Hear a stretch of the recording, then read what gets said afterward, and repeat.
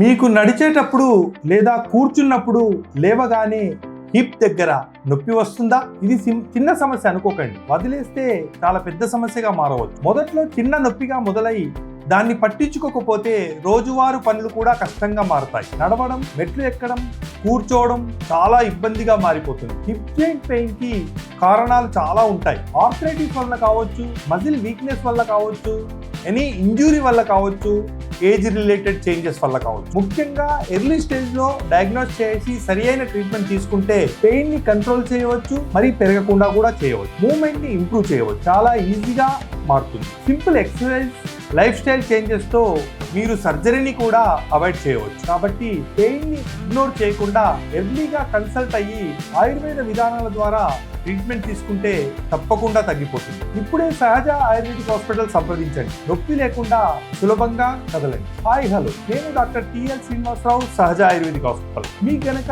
Hip joint pain ఉంటే కింద ఉన్న నంబర్ బటన్ ప్రెస్ చేసి మీ నెంబర్ నాకు ఇవ్వండి. నొప్పి తగ్గించడంలో నేను మీకు సహాయపడతాను.